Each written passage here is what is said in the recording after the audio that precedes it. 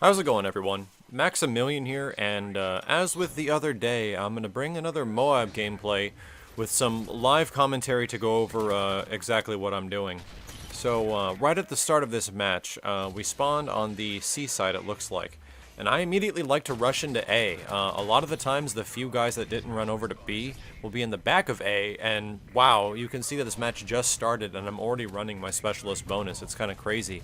Couple of well-placed grenades and that'll be about it. But on a map like this, you gotta be pretty careful and pretty patient because of stuff just like that. Guys will be running around with strikers and PP90s and P90s around every single corner. And it can be very, very difficult to preserve your health in a map like this because it's so corner heavy. Luckily, man, it's so rough because there's so many people around each one of the parts of the map. It's really segregated into 3 different portions. Now we have A, and this is actually a pretty decent spawn lock. Holy crap, that's a lot of guys.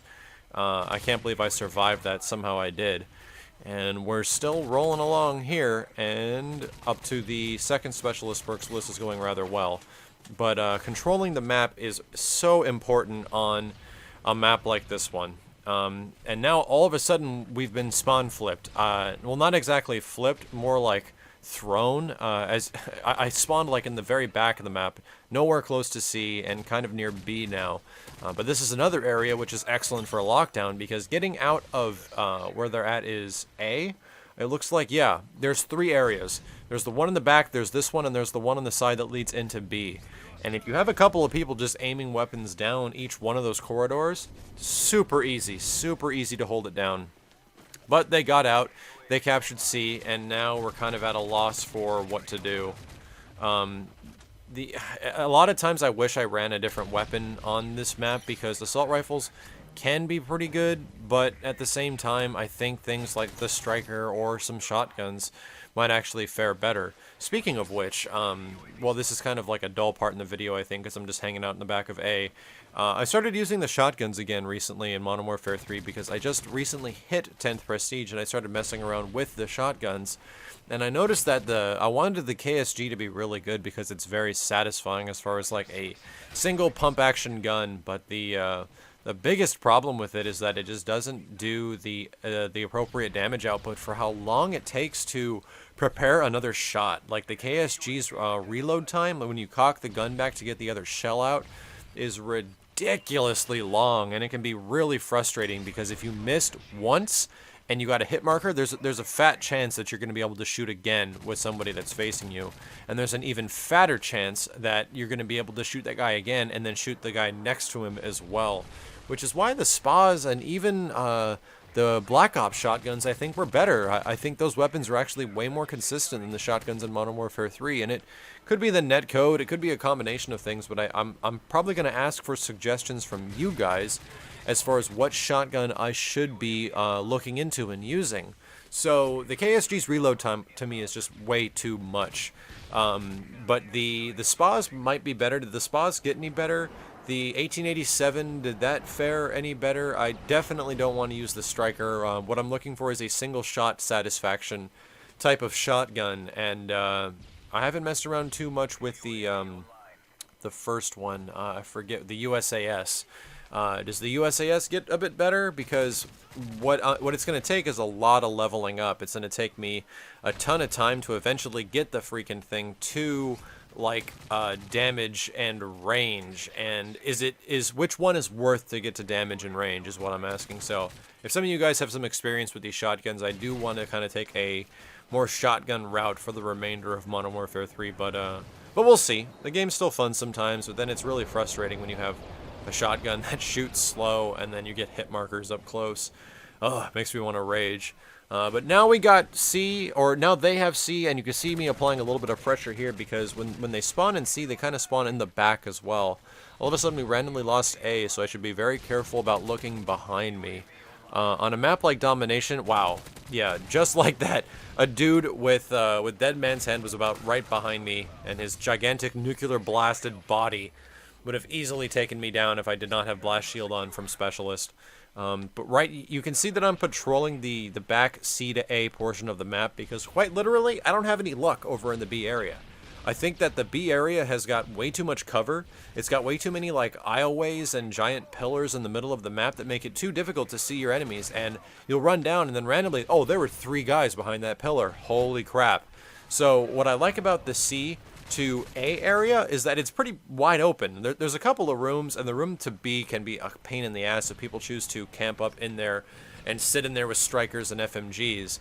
But if you avoid that stuff and kind of stick to the open areas like around here, it can be pretty good. I found that in situations like this, oh thank God there's a guy with vests. That is so helpful. But in situations like this, patrolling around the back of this map area and kind of just sticking to that area tend to go pretty well because you control it. You control the spawns if you don't run up into the other locations, and you're able to pretty much stick to your guns the whole time.